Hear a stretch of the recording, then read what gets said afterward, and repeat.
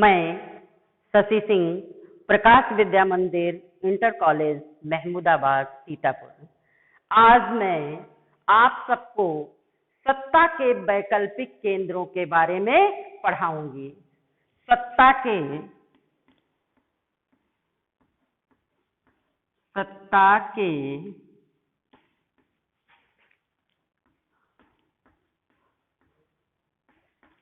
वैकल्पिक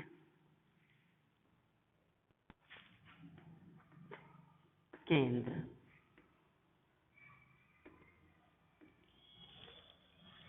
अब देखिए, सत्ता के वैकल्पिक केंद्रों से अभिप्राय उन देशों और संगठनों से जो महाशक्ति यानी भविष्य में महाशक्ति बन सकते हैं और वर्तमान में विश्व व्यवस्था में अपनी महत्वपूर्ण भूमिका निभा सकते हैं। यानी सत्ता के वैकल्पिक केंद्रों से एक बार फिर मैं इसका अभिप्राय बताना चाहूंगी कि इसका अभिप्राय उन देशों व संगठनों से जो विश्व व्यवस्था में महाशक्ति बन सकते हैं और वर्तमान में भी अपनी महत्वपूर्ण भूमिका निभा सकते हैं। अब मैं आपको बताऊंगी माओ युग में चीन का आर्थिक शक्ति के रूप में उदय कैसे हुआ। माओ युग में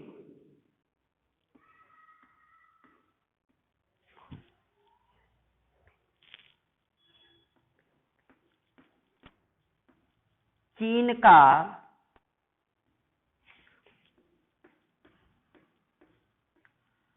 आर्थिक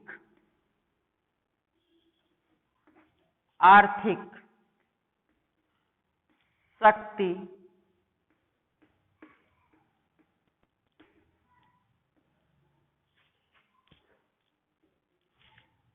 के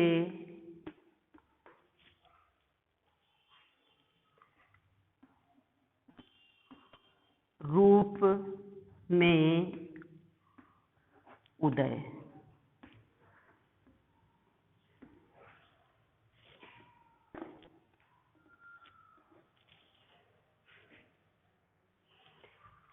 देखिए, माओ युग में आर्थिक शक्ति के रूप में कैसे उदय हुआ, तो चीन की आर्थिक शक्ति के रूप में वैश्विक स्तर पर एक घटना के रूप में देखा जाता है। इसे एक महाशक्ति के रूप में माना जाता है। इसकी आर्थिक सफलता को देखते हुए नेपोलियन ने कहा था, चीन एक सोता हुआ राक्षस है, इसे सोने दो, यदि यह जाग जाएगा तो विश्व में हलचल मचा देगा। एक बार मैं पुनः इसको दोहराना चाहूंगी कि नेपोलियन ने कहा था चीन के बारे में कि चीन सोता हुआ राक्षस है, इसे सोता रहने दो, यदि यह जाग जाएगा तो विश्व में हलचल मचा देगा। इस प्रकार से चीन आज, इसके बारे में आप सभी जानते हैं कि ये किस प्रकार से आज पूरे विश्व में हलचल मचा रहा है और आगे एक महाशक्ति के रूप में उभर करके हमारे सामने आ रहा है। आज कई इसकी आर्थिक सफलताएं और आर्थिक रूप से ये काफी सफल हो रहा है और 1978 में चीन की आर्थिक सफलता उपनिवेशवाद राजनीतिक विश्लेषणकर्ता इसके बारे में विचार विमर्श कर रहे हैं और इसके लिए अंतरराष्ट्रीय संबंधों पर इसका विश्लेषण हो रहा है। जनसंख्या की दृष्टि से भी चीन का चौथा स्थान है। इसके अलावा क्षेत्रफल की दृष्टि से भी कनाडा, संयुक्त राज्य अमेरिका, रूस को छोड़ करके बाकी ये विश्व में सबसे क्षेत्रफल की दृष्टि से भी आगे है। तो आज चीन महाशक्ति के रूप में उभर करके हमारे सामने आ रहा है। इसकी गणना आज विश्व के बहुत ही समर्थ देशों में की जा रही है और ये विश्व में अपना एक स्थान लिए हुए है। अब हम सबसे पहले इसको देखेंगे कि लोक गणतंत्र चीन का आविर्भाव कैसे हुआ। लोक गणतंत्र, लोक गणतंत्र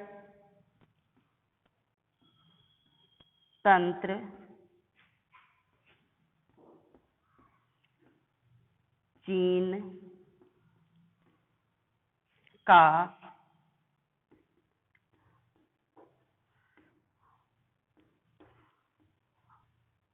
आविर्भाव। देखिए, चीन को समझने के लिए सबसे पहले हमें इसके लोक गणतंत्र चीन के आविर्भाव के बारे में जानना होगा।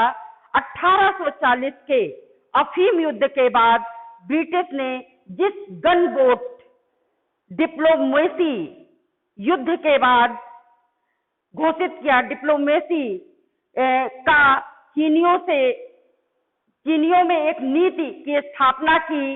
इसे चीनियों ने व्यवस्था के लिए बंदरगाह खोले गए, यानी व्यापार के लिए चीनियों के द्वारा इस गन बोट डिप्लोमेसी के तहत, नीति के तहत चीनियों के लिए व्यापार करने के लिए उनके साथ बंदरगाह खोले गए और गैर साम्राज्यवादी संधियों की श्रृंखला पर इससे हस्ताक्षर करवाए गए और यूरोपीय शक्तियों के अधीन, राजनीतिक रूप में स्वतंत्र लेकिन आर्थिक रूप में ब्रिटेन, फ्रांस, जर्मनी, रूस के द्वारा यह लूट घसोट का कार्य किया गया। इससे अन्य देश बहुत ही अपमान महसूस कर रहे थे और चिंताग्रस्त भी थे, क्योंकि ये बहुत सारी प्रचुर मात्रा में इसके संसाधन जो है अन्य देशों के अधीन थे। इसलिए चीन जो है अन्य राष्ट्रों के अधीन भी था। 20वीं शताब्दी में इसको महसूस हुआ कि हमें किसी प्रकार से सामूहिक क्रांति लानी चाहिए और इसने ऐसी नीतिगत निर्णय लिए जिससे ये जो है एक क्रांति के रूप में अपना आंदोलन चलाया और चीन में सबसे पहले राजतंत्र और सम्राट प्रणाली का अंत हुआ।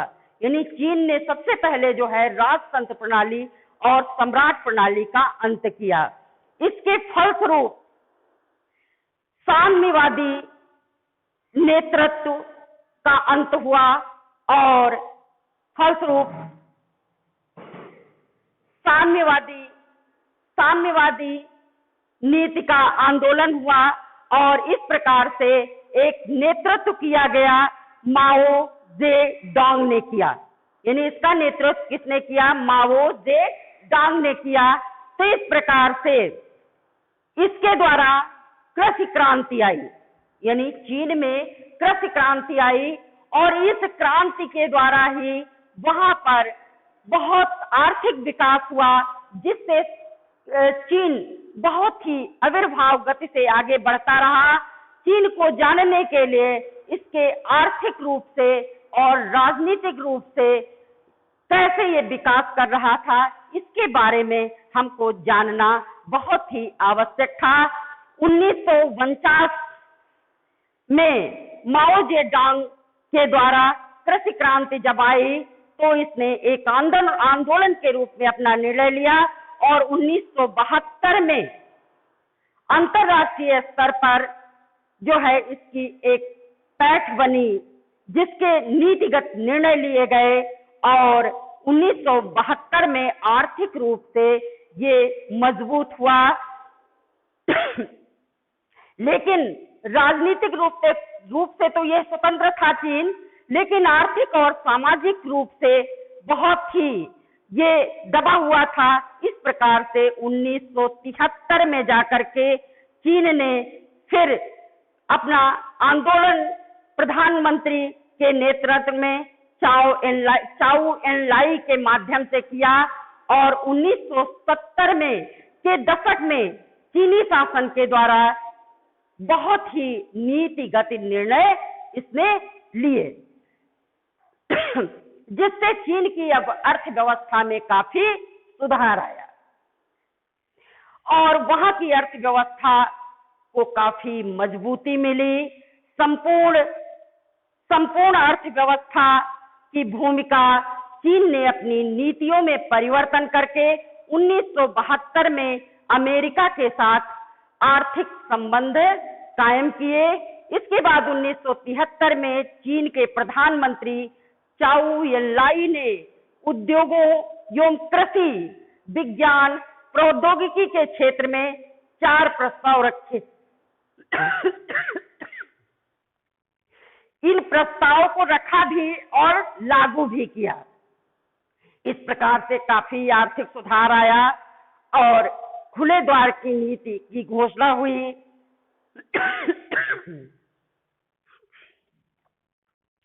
तत्कालीन प्रधानमंत्री नेता स्याओ पेंग के द्वारा 1978 में चीन में काफी स्वतंत्रता आई और आर्थिक परिवर्तन आया। इस प्रकार से चीन आर्थिक रूप से काफी सबल बना और इसने आर्थिक रूप से पूरे विश्व में अपनी जगह बना ली और आज बहुत ही आगे बढ़ता जा रहा है। तो चीन की स्थिति एक महाशक्ति के रूप में आज हमारे सामने उभर करके आ रही है।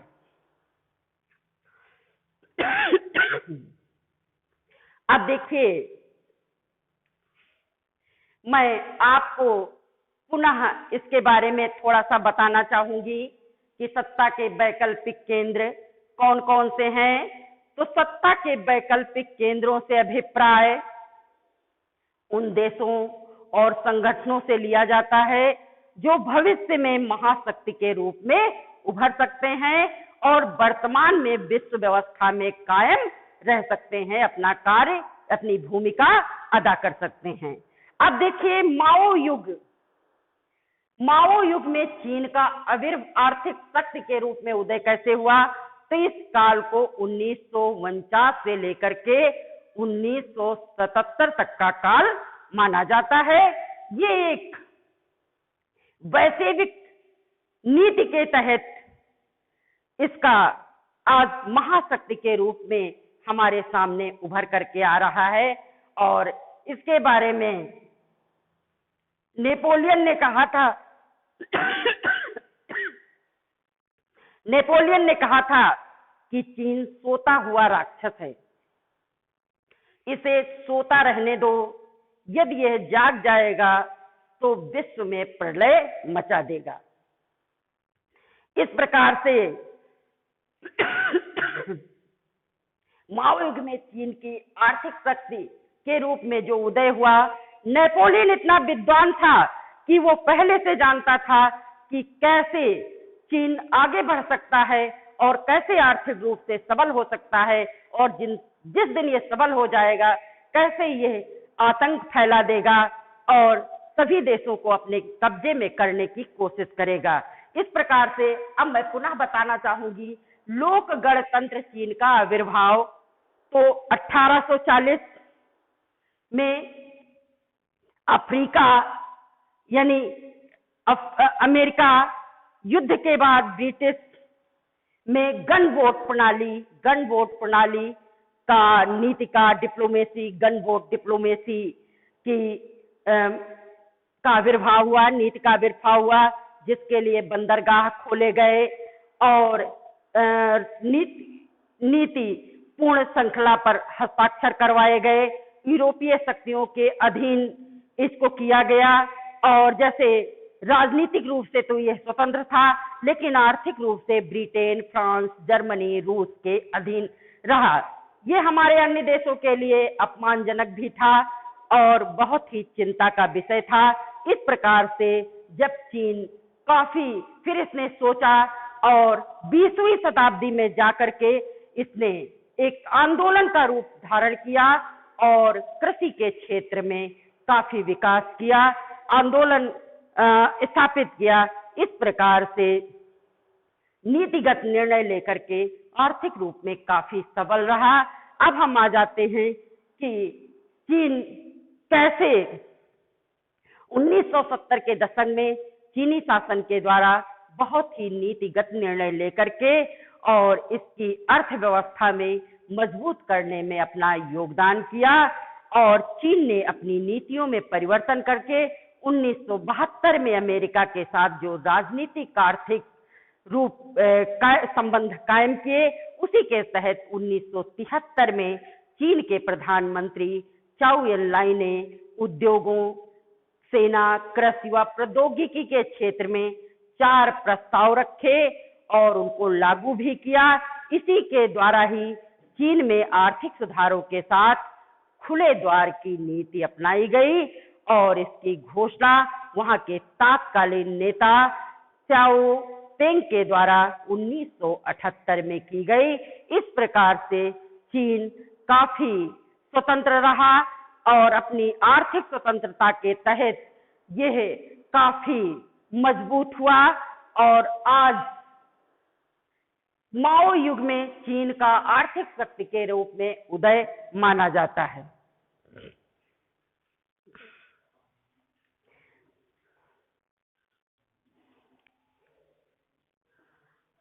तो इस प्रकार से हम आपको जो बता रहे थे कि सत्ता के वैकल्पिक केंद्र कौन कौन से हैं, ये आसियान और संयुक्त राज्य संघ, ये सब जो है आगे आपको बताए जा चुके थे। लेकिन आज हम सत्ता के वैकल्पिक केंद्रों के बारे में आपको बता रहे थे। जैसे सत्ता के वैकल्पिक केंद्र अभी आपको हम दोबारा भी बताया, लेकिन आज फिर मैं एक बार पुनः रिपीट करना चाहूंगी कि वह देश या संगठन जो भविष्य में विश्व अर्थव्यवस्था में महाशक्ति बन सकते हैं और वर्तमान में भी अपना योगदान दे सकते हैं। अब मैं मुख्य मुख्य बिंदुओं पर प्रकाश डालूंगी जिससे आपको पूर्ण रूप से इसकी तैयारी हो जाए और आपको जो मुख्य मुख्य चीजें हैं उसके बारे में एक बार पुनः बता देना चाहती हूं। जैसे 1949 से लेकर के 1977 तक का काल माओ काल माना गया है, यानी चीन में माओ काल माना गया है। इसके बाद का काल जो है ये सुधार काल था। लेकिन ये चीन महाशक्ति के रूप में 1900 चीन का आर्थिक शक्ति के रूप में विकास वैश्विक स्तर पर हुआ था और 1973 में चीन आर्थिक रूप से काफी सफल रहा था।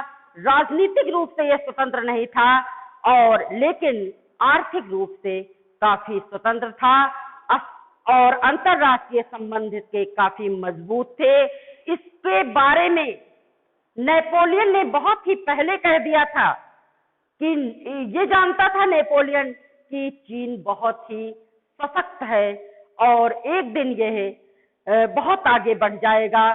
जिस दिन आगे बढ़ जाएगा उस दिन ये प्रलय काल मचा देगा। इसीलिए उसने कहा था कि चीन सोता हुआ राक्षस है, इसे सोता रहने दो, यदि यह जागता है तो विश्व में हलचल मचा देगा।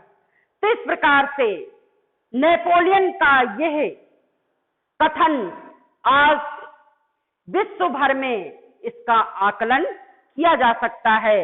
इस प्रकार से आज विश्व में इसने हलचल मचा दी हुई है, ये जाग गया है और इस प्रकार से चीन लोक गणतंत्र चीन का आविर्भाव हुआ और इस प्रकार से हम मानते हैं, इस प्रकार से माओ युग के उदय में लोक गणतंत्र चीन का आविर्भाव हुआ और 1840 के अफीम युद्ध के बाद ब्रिटिश ने जो गन बोट डिप्लोमेसी की नीति चीनियों के साथ अपनाई, उसी के तहत जो बंदरगाह थे व्यापार के लिए खोले गए और साम्राज्यवादी संधियों की श्रृंखला पर हस्ताक्षर भी करवाए गए। यूरोपीय शक्तियों के अधीन, राजनीतिक रूप से स्वतंत्र लेकिन आर्थिक रूप से ब्रिटेन, फ्रांस, जर्मनी, रूस के द्वारा यह लूटा गया था।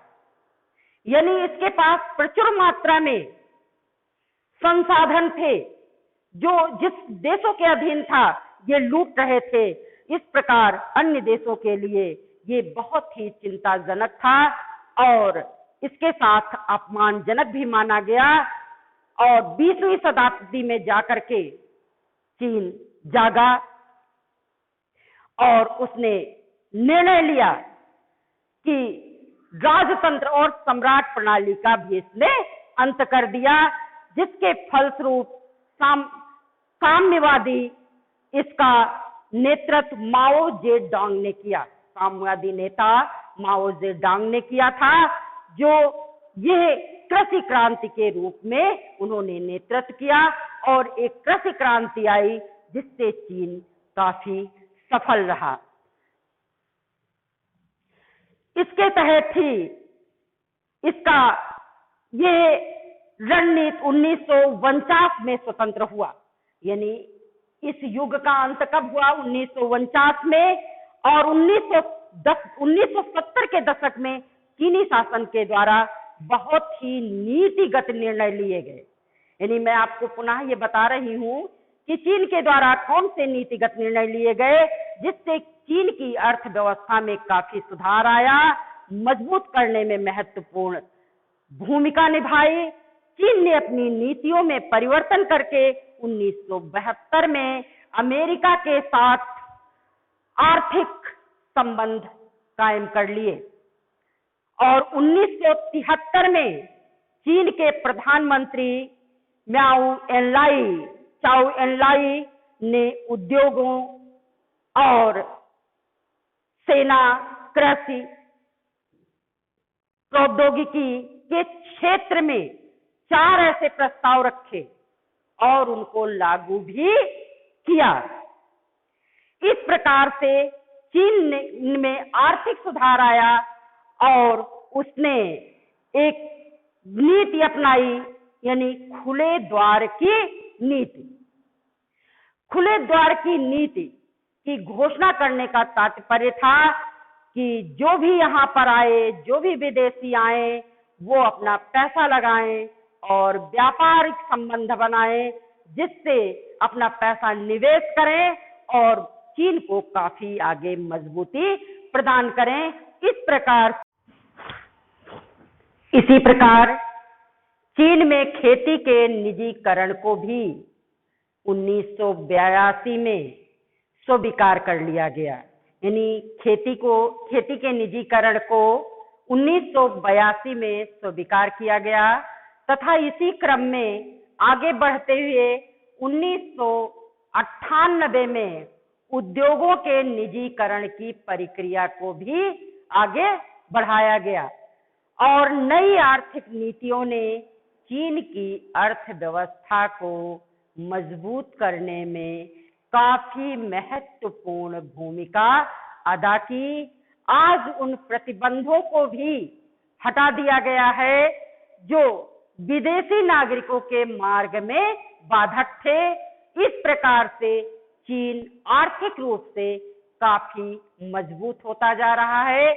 हम एक बार इस बात को पुनः बताना चाहेंगे कि चीन में खेती के निजीकरण को समाप्त कर दिया गया 1982 में और 1998 में उद्योगों के निजीकरण की प्रक्रिया को भी आगे बढ़ाया गया। इसी कारण आर्थिक नीति से चीन की अर्थव्यवस्था को मजबूत करने में काफी महत्वपूर्ण भूमिका अदा की।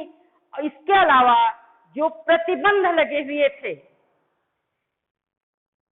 व्यापार के क्षेत्र में, कृषि के क्षेत्र में, उन प्रतिबंधों को भी हटा दिया गया कि विदेशी नागरिकों के मार्ग में बाधक थे। इस प्रकार चीन आर्थिक रूप से काफी मजबूत होता जा रहा है और काफी मजबूत हो गया है। तो इस प्रकार से आज हमने आपको सत्ता के वैकल्पिक केंद्रों के बारे में बताया।